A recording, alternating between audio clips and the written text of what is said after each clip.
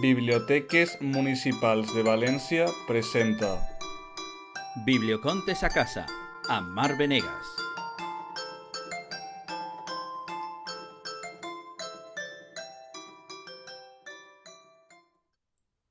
Hola, hola a todas y a todos, a las familias, a las mamás, a los papás.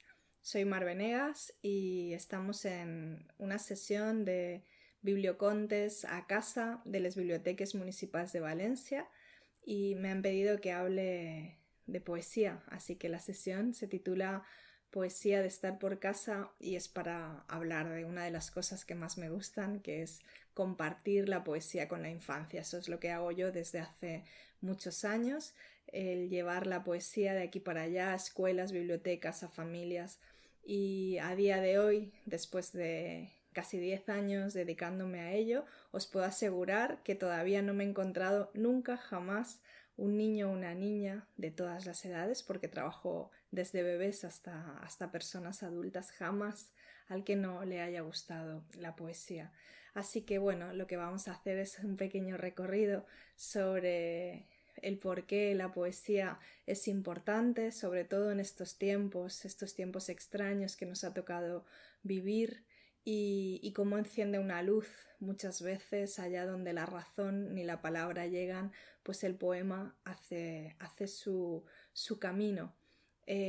Hablar desde que llegamos al mundo, como la palabra poética nos acompaña, y al final pues ver algunos de los poetas y de los libros que creo que son fundamentales y que podemos buscar y disfrutar. También intentaré explicar alguna actividad que podemos hacer juntos en familia estos días. Bueno, pues lo primero sería comenzar por el principio, y es la manera en la que el lenguaje poético viene a descubrirnos la propia vida, ¿no? Cuando el bebé llega al mundo y desde aquella primera rima, ese latido del corazón, que es el ritmo primero del que luego nace toda la música, pero también nace el ritmo de la poesía y el ritmo de las palabras, del lenguaje, ese lugar todavía intacto donde nada nos puede suceder, y viene nuestro bebé al mundo y lo que hacemos es recibirlo con su primer poema. Lo recibimos tomándolo en brazos, acercándolo a nuestro corazón para que siga escuchando aquella primera rima, aquel primer poema, ese latido primero, y le decimos ea, ea, ea, ea, ea, ea, ea, ea, ea, y le vamos cantando una nana para que se calme. Y eso es la poesía. La poesía no es ni más ni menos ese momento de escucha, de cercanía con el otro, en el que escuchamos el corazón del que está escribiendo y nos abraza y nos dice ea, ea, ea, ea, ea, ea, tranquilo, que no pasa nada, mi palabra viene a ser un resguardo. Entonces el poema, el lenguaje poético se construye como un nido, un espacio de protección, un lugar, una luz en medio de la oscuridad. Después comenzamos a decirle a nuestros bebés quiénes son, los vamos nombrando, les damos su lugar en el mundo, les vamos diciendo que tienen una cara con el tras tras cucutras, les vamos diciendo que tienen una mano, que tiene 5 dedos, 5 lobitos tiene la loba, 5 lobitos detrás de la escoba, y así la metáfora, el lenguaje poético nos van dando un espacio en el que la mirada, la piel, el piel con piel, el mirar a nuestro bebé, decirle quién es, va dando un espacio propio, la identidad de quiénes somos. Y es así como vamos ofreciendo el lenguaje, su propia identidad y la identidad de la tribu que acompaña esta llegada, la identidad propia y la identidad colectiva. No hay ninguna cultura en el mundo que no reciba a los bebés, que no les diga quiénes son a través de la poesía, a través del canto, del ritmo, de la rima y de ese juego primero. Después viene, en ese momento, viene pues el lugar de todas estas cancioncillas, de toda esta memoria, de toda la tradición oral que nos construye, ese hilo que nos vincula a los que llegaron antes que nosotros, y por tanto es el momento pues de esos textos, de esos poemas que se basan también en esta tradición. Las canciones, las retahílas, los juegos de falda. Un ejercicio o una práctica bonita para estos días de confinamiento sería recopilar entre todos, llamar a la abuela, llamar a la tía, hacer una videollamada y buscar entre toda la familia nuestra memoria, lo que nos une, a pesar de la distancia, a pesar de que cada uno estamos en nuestra casa, pues crear entre todos con audios de WhatsApp, con vídeos, con todas las herramientas que nos concede hoy en día la tecnología, poder recopilar esa memoria que nos hace familia, que nos une, y tener la posibilidad de recogerla y hacer un libro o hacer un CD o subirlo a la nube, de manera que tengamos un testimonio con las voces, pues eso, de las abuelas, de las tías, de las madres y de nuestros niños y niñas, no solamente de cuando llegaron al mundo, de las nanas, sino también esos juegos de palmas, esos juegos de comba, esa identidad que nos hace estar más cerca del otro, porque eso es la palabra poética, esa forma de acercarnos un hilo y otro hilo que se va uniendo hasta que se hace un nudo que es casi imposible de romper, ¿no? Y de esta forma, a pesar de la distancia, podemos sentirnos un poquito más cerca, ¿no? Así que a la hora de recitar y de cantar, pues sería pues estas cancioncillas, las retahílas corporales, el 5 lobitos, y los libros también para nuestros bebés que tengan este formato, que beban de esta tradición. Y para los más mayores, los niños y las niñas más mayores, pues podríamos pasar, porque la poesía tiene un recorrido maravilloso de acompañamiento en la adquisición del lenguaje y del pensamiento. Podríamos ir pasando de cada fase por las diferentes edades hasta alcanzar, digamos, la destreza absoluta, y así pasaríamos desde ese 5 lobitos a los juegos, a las canciones de elegir, al pito pito, colorito, ¿dónde vas tú tan bonito? A la era verdadera, pim pom fuera, y de ahí a las canciones de palmas, en la calle 24, otro. Vamos recogiendo poco a poco esos juegos, ese momento en el que el lenguaje, la palabra, la poesía se convierte en uno con el pensamiento y también con el cuerpo, el disfrute. Pensemos también que, y bueno, en estos días lo estamos notando, que los niños y las niñas adquieren unas responsabilidades a nivel de contenidos en los que todo aquello que es jugado, todo aquello que es dado con amor en las primeras edades, cuando nos acercamos a nuestros bebés y les decimos, después de pronto comienza a tener un montón de normas, va siendo constreñido, y la palabra se convierte en la necesidad de escribir dentro de una norma, con unas letras determinadas, con una forma de las letras que no podemos cambiar, con unas normas ortográficas, gramaticales. Así que todo aquello que era jugado, que era dicho con afecto, ese juego primero simbólico en el que el niño y la niña convierte a través del lenguaje todo lo que le rodea el mundo en algo asequible, el juego simbólico, los juegos de palabras. Todo eso de repente desaparece y se convierte en normas, muchísimas normas que tenemos que ir aprendiendo para socializar. El aprendizaje de la lectoescritura, la velocidad lectora, la comprensión, y todo esto que era juego de pronto se convierte en normas y normas y normas. Así que volver a ese espacio de libertad que nos ofrece lo poético, el juego, es una forma de dar vida también a espacio, a la libertad, de generar un lugar en el que el pensamiento vuelve a ser libre y tiene posibilidades de ir hacia ese lugar, de crear un pensamiento crítico, una mente despierta y que sepa todavía jugar, ¿no? Que tenga esa capacidad. Recopilar, jugar, juguemos, digamos también trabalenguas, intentemos recoger y a ver quién lo dice más rápido en la hora de la comida. Busquemos esos espacios en los que la palabra sea simplemente un nuevo modo de jugar, ¿no? Sin esa carga que tiene lo académico, que tiene. Bueno, un poco sería a nivel de lo que es la poesía que podemos tener todos en la recámara.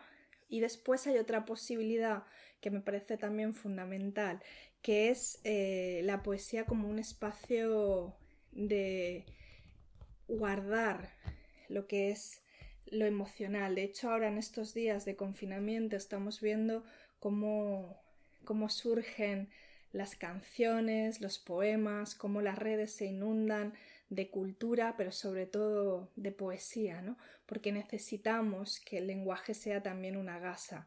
Y entonces esa posibilidad de a través del poema recoger la inquietud, poder hablar de las cosas que nos preocupan, de las cosas que nos duelen, poder hablar, por ejemplo, de la muerte, como me ha sucedido tantas veces con el poema que hay en A lo Bestia, El abuelo tortuga, que se ha utilizado, me ha llegado tantas veces como acompañamiento para despedir a las personas a las que queremos. Y no olvidemos que la infancia, nuestros niños y niñas tienen las mismas inquietudes, los mismos miedos que nosotros.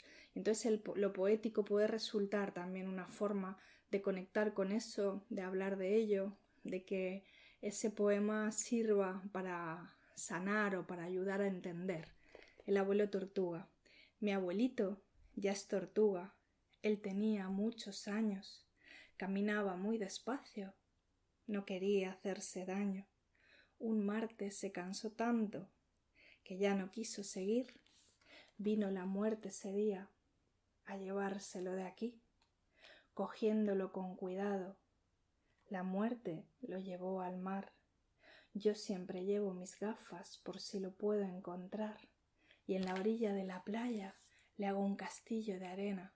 Quiero que tenga mi abuelo en el mar su casa nueva. O no solamente para conectar con esa parte de lo que sentimos o tememos, sino también para hacer que el miedo se vaya o deje de estar, para compartir el espacio poético. La antología 44 poemas para leer con niños nace de la premisa de que entre los 44 poemas alguno en tu familia, seguro que alguno de ellos puede gustaros y podéis llegar a disfrutar. Y podemos jugar, por ejemplo, al eco con este poema de Raúl Vacas que se llama M de mamá, y que uno recita y el otro repite el resto de la familia. Mi mamá se fue a la mar en un barco de vapor, con tinta de calamar me escribe cartas de amor. Mi mamá se fue al amor en un barco calamar y con tinta de vapor me escribe cartas de mar. Mi mamá se fue al vapor en un barco de la mar, con la tinta del amor me escribe en un calamar. Nos daría para jugar en familia, o este otro de Pedro Mañas, que sería un poema muy recomendable para recitar todos juntos en el balcón a las 8 de la tarde cuando salimos, que se titula Se vende todo. Dice: «Lo vendo todo, lo vendo», grita un hombre en el mercado. «Vendo tuercas y tornillos, cerraduras y candados, bombón, helado, barquillos, alcohol, tiritas y yodo, camisas y calzoncillos». De todo, vendo de todo. Se le acerca una clienta. Quiero un bote de silencio, medio litro de tormenta, 4 cajas de buen tiempo y 1 kilo de isla desierta. Quiero espuma de la playa, 2 botellas de laguna, un racimo de palabras y una rodaja de luna. El hombre del puesto se enfada. No vendo nada de eso. Y ella se marcha diciendo, entonces no vende nada. Fijaos, un poema para compartir juntos. O también podemos pensar en versos como una casa de estos días en los que estamos a resguardo, ¿verdad? Y que aquí dentro parece que no nos vaya a pasar nada, que no podamos, que no vaya a pasarnos nada malo. Sin embargo, pues todavía desgraciadamente hay personas que viven en esa casa que no existe. Dice, yo quiero hacer una casa que quede bien abrigada, donde haya agua y leche y unas mullidas almohadas, una casa de madera, de piedra, nido o albahaca, con panes y mucha ropa y una camita bien blanda, porque a veces no la veo, no sé dónde la pusiste, y hay quien se duerme en el suelo de la casa que no existe. O para jugar todos juntos, como con este poema de Con el ojo de la I, que se trata, es un poema para recitar también juntos, en el que tenemos que aprender a recitarlo tal cual lo hago yo. Dice así, se titula El perro esdrújulo.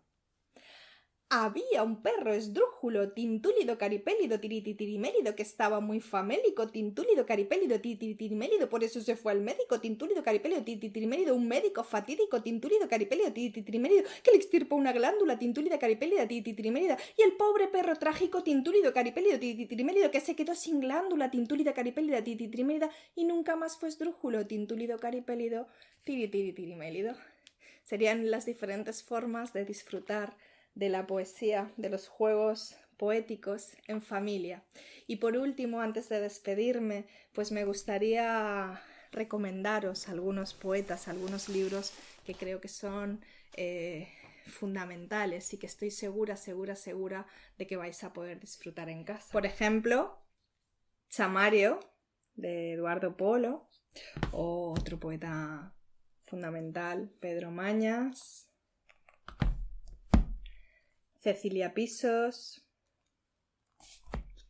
Raúl Vacas Polo,